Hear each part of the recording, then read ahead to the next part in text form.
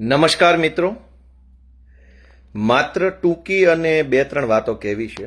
કેમ કે છેલ્લા 2-4 દિવસથી ભાજપના નેતાઓએ જનતા જાણે કે સાવ જ અજાણ હોય, અજ્ઞાન હોય, અબૂધ હોય, જનતાને કોઈ વસ્તુની માહિતી ન હોય એવી રીતે જનતાની આંખમાં ધૂળ નાખવાનું, જનતાને છેતરવાનો એક પબ્લિસિટી સ્ટન્ટ ભાજપના બધા નેતાઓ કરી રહ્યા છે.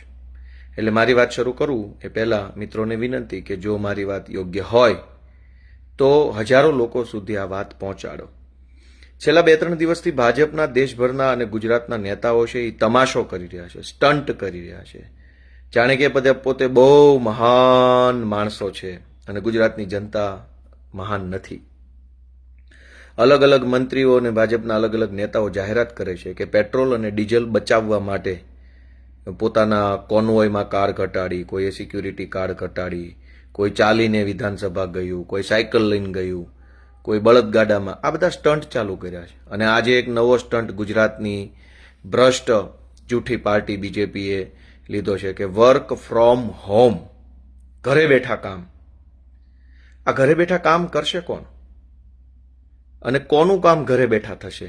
આ બહુ મોટો પ્રશ્ન છે. એટલે મારે પેટ્રોલ અને ડીઝલના નામે જે તમાશો આલી રહ્યો છે, દેશભરમાં ભાજપના નેતાઓ, ભાજપના લોકો જે રીતે મજાક બનાવી રહ્યા છે પેટ્રોલ ડીઝલના મુદ્દાની, સાયકલ લઈને કોઈ જાય. અરે ભાઈ, મુખ્યમંત્રીના કાફલામાં 15 કે 20 ફોર વ્હીલર હોય તો ભલે ને હોય, એમાં શું વાંધો છે? 20 હોય તો 25 કરો, 25 હોય તો 30 કરો, કંઈ વાંધો નહીં.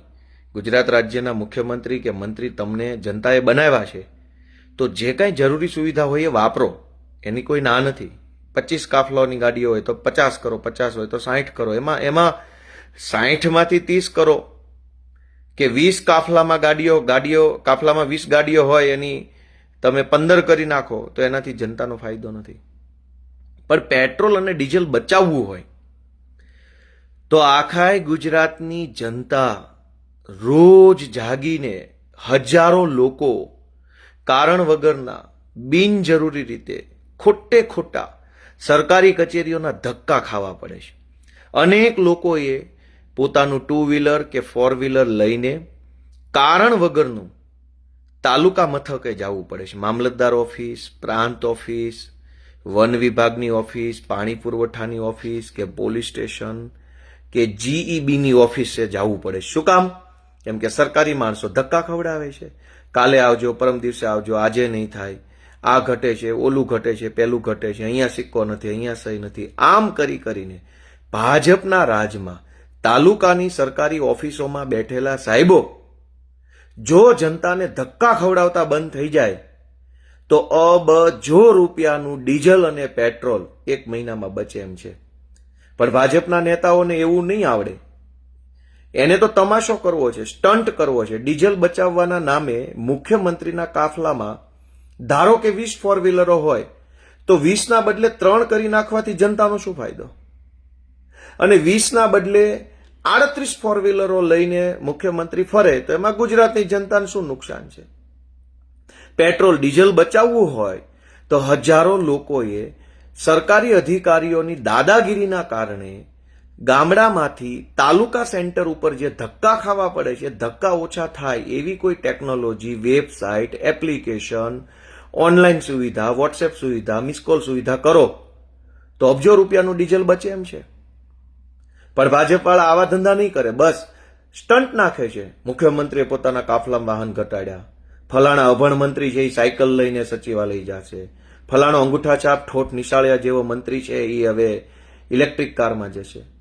તમારે પેટ્રોલ ડીઝલ બચાવવું છે તો હું બીજો ઉપાય આપું કે આપણા ગુજરાતમાં જેલની અંદર જે કેદીઓ રહેલા છે એ અનેક કેદીઓને કેદી જાપ્તામાં પોલીસની ગાડીઓમાં ભરી અને જેલમાં લઈ જવામાં આવે છે.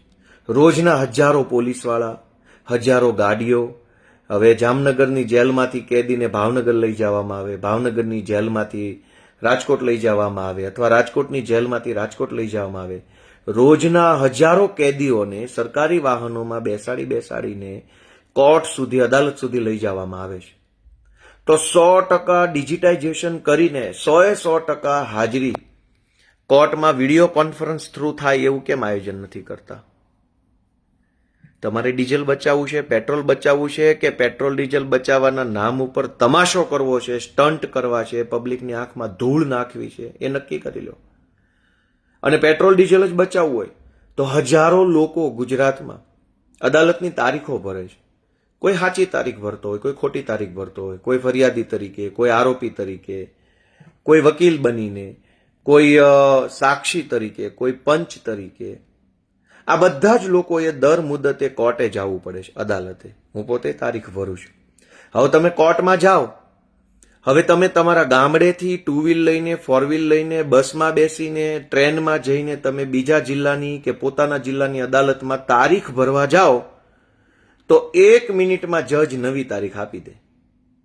હવે 1 મિનિટમાં તારીખ આપે, પણ એ તારીખ ભરવા માટે હજારો કરોડો રૂપિયાનું ડીઝલ બળે છે. તો ભાજપના અભણ અંગૂઠા છાપ અને જનતાનું લોહી ચૂસવાવાળા નેતાઓને એ નથી દેખાતું કે મંત્રીના કાફલામાંથી 4 4 વ્હીલરો ઘટાડી દેવાથી કઈ અબજો રૂપિયાનું ડીઝલ નહીં બચે. ડીઝલ બચાવવું હોય તો જે લોકો તારીખો કોર્ટની ભરે છે, હજારો કરોડો લોકો, એ ઘરે બેઠા બેઠા પોતાના મોબાઈલથી વિડીયો કોન્ફરન્સથી અદાલતમાં પોતાની હાજરી ભરાવી શકે તો સમય પણ બચે, ડીઝલ પણ બચે, ટ્રાફિક પણ બચે, પર્યાવરણ પણ બચે, બધું જ બચે. પણ ભાજપના અભણ નેતાઓને કોણ સમજાવે? 2 દિવસથી ઉપાડો લીધો છે, એ જ ધારા ચોંટ્યા છે જાણે કે દુનિયામાં કોઈને કાંઈ ખબર જ નથી પડતી ને પોતે જ મહાન જન્મા છે. અનેક લોકોએ, જેમ કે મારે પોતે અનેક વખત વિસાવદરથી ગાંધીનગર, વિસાવદરથી સુરત, વિસાવદરથી રાજકોટ, વિસાવદરથી ભાવનગર કોર્ટની તારીખ ભરવા જવું પડે. હવે હું મારો મોબાઈલ અત્યારે મારા હાથમાં પકડી ફેસબુક લાઈવ કરું છું. હું ભલે ને દુનિયાના કોઈ પણ છેડે હોઉં, પણ તમે તમારા ઘરે બેસીને મારી વાત સાંભળી શકો છો. તો હું દુનિયાના ગમે છેડે બેસીને અદાલતમાં હાજરી ન ભરાવી શકું? પણ નહીં, એવી વ્યવસ્થા નહીં કરે. કેમ કે પેટ્રોલ ડીઝલ નથી બચાવવાનું, તમાશો કરવાનો છે, સ્ટન્ટ નાખવાનો છે, લોકોને ગેરમાર્ગે દોરવાના છે. એટલે તમારે પેટ્રોલ ડીઝલ બચાવવું હોય તો દરેક વ્યક્તિ ઘરે બેઠા મોબાઈલથી, વિડીયો કોન્ફરન્સથી અદાલતમાં હાજર રહી શકે એવી વ્યવસ્થા કેમ નથી કરતા? અનેક લોકોએ આરટીઆઈ કરી હોય છે તો સરકારી માણસો એને ધક્કા ખવડાવે, આજે આવજો, કાલે આવજો, પછી આવજો. હજારો લોકોએ સરકારી કચેરીએ જવું જ ન પડે, ઘરે બેઠા બેઠા મોબાઈલથી, ઓનલાઈન, વોટ્સએપથી, મેસેજથી, એપ્લિકેશનથી, વેબસાઇટથી બધા જ કામો જો થવા લાગે તો અબજો રૂપિયાનું માત્ર ડીઝલ ન બચે, સમય પણ બચે, પૈસા બચે, પર્યાવરણ બચે, બધું જ બચે એમ છે. પણ આ ભાજપના જે કાંઈ પણ નેતાઓ છે જે ગુજરાતની જનતાને રોજ જાગીને છેતરી રહ્યા છે, એને જરાક વિનંતી કરજો, તમારા ગામમાં ભાજપનો કોઈ અંધભક્ત હોય તો એ અંધભક્તને કહેજો કે તમારે પેટ્રોલ ડીઝલ બચાવવું હોય તો કરોડો વાહનોને અંદર ફાયદો થાય એવું કરો. તમારી પોતાની 2-5 ગાડીઓમાંથી 4 ગાડીઓ ઓછી કરી નાખો, એનાથી કાંઈ અબજો લીટર પેટ્રોલ બચવાનું નથી. તમારે વાપરો, મજાથી વાપરો, એની કોઈ ના નથી. પણ જનતાનું પેટ્રોલ ડીઝલ સમય અને પર્યાવરણ ન બગડે એના માટેનો કોઈ નિર્ણય લ્યો. હવે વર્ક ફ્રોમ હોમ એટલે શું? તો કે અનેક સરકારી કર્મચારીઓ અથવા સરકારી અધિકારીઓ તો હવે બાના કાઢશે કે અમે ઘરે છીએ. જનતા પોતાના ગામડેથી 2 વ્હીલ લઈને, 2 વ્હીલમાં 300 રૂપિયાનું પેટ્રોલ નખાવીને કે 4 વ્હીલમાં 200 રૂપિયાનું ડીઝલ નખાવીને તાલુકા પ્લેસ ઉપર જાય, મામલતદાર ઓફિસ, તાલુકા વિકાસ અધિકારીને મળવા. હવે એમ કહેશે હું તો ઘરે છું, કેમ કે અમને સરકારે વર્ક ફ્રોમ હોમ કરવાનું કીધું છે. હવે સરકાર કઈ આપણને, પ્રાઇવેટ પબ્લિકને તો ઘરે બેઠા કામ કરો એવું નહીં કહી શકે. સરકાર તો પોતાના સરકારી માણસોને કહેશે કે વર્ક ફ્રોમ હોમ, ઘરે બેઠા કામ કરો. ભાઈ, ઘરે બેઠા જનતાનું કામ થાય તો અબજો રૂપિયાનું ડીઝલ બચે. પણ હવે તો સરકારી માણસો ઘરે વયા જશે અને પબ્લિક ધકે ચડી જશે, તો ડીઝલ બચશે કે ડીઝલનો વપરાશ વધશે?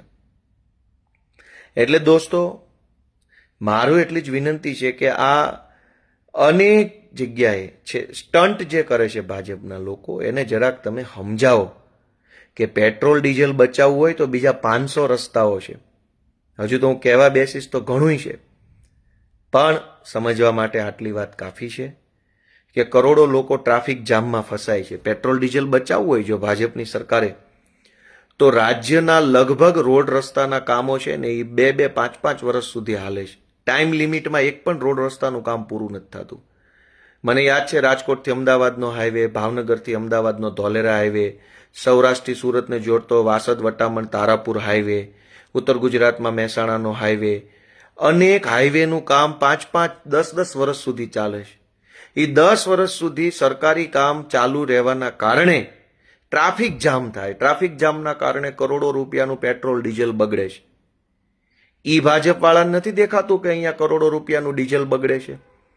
એક રોડ બનાવવામાં 5 વર્ષ લાગે તો ઈ રોડ ઉપર અનેક ડાયવર્ઝન કાઢ્યા હોય. ઈ ડાયવર્ઝનના કારણે ટ્રાફિક જામ થાય, ગાડીઓની સ્પીડ ધીમી પડી જાય અને ધીમી સ્પીડના કારણે કરોડો રૂપિયાનું ડીઝલ બગડે. એક રોડ બનાવવાની તમે ટાઈમ લિમિટમાં રોડ નથી પૂરો કરી શકતા અને હાલી નીકળ્યા છો પેટ્રોલ ડીઝલ બચાવવા માટે.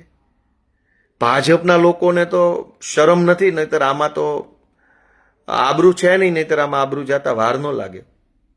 જો ભાજપની સરકાર સમયસર રોડ બનાવે, જે કાંઈ રોડ એને બનાવવો હોય, નાળા બનાવવા હોય, પુલ બનાવવા હોય, એ 5 વર્ષને બદલે ટાઈમ લિમિટની અંદર પૂરા કરે તો પણ પેટ્રોલ ડીઝલ બચે એમ છે.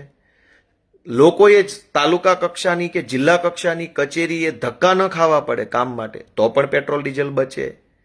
પેટ્રોલ ડીઝલ બચાવવાના હજારો રસ્તાઓ છે, પણ એ બધા જ રસ્તાઓ અપનાવવાના બદલે સ્ટન્ટનો રસ્તો ભાજપે પસંદ કર્યો છે. વડાપ્રધાન કે હું 2 ગાડી લઈને જઈશ, મુખ્યમંત્રી કે હું 1 ગાડી લઈને જઈશ. અલ્યા ભાઈ, 1 નહીં 152 ગાડી લઈને જાઓ, પણ રોજ જાગીને હજારો લોકોએ પોતાનું 2 વ્હીલ લઈને તાલુકે કે જિલ્લે જવું પડે છે. ધક્કા બંધ કરાવી દો ને.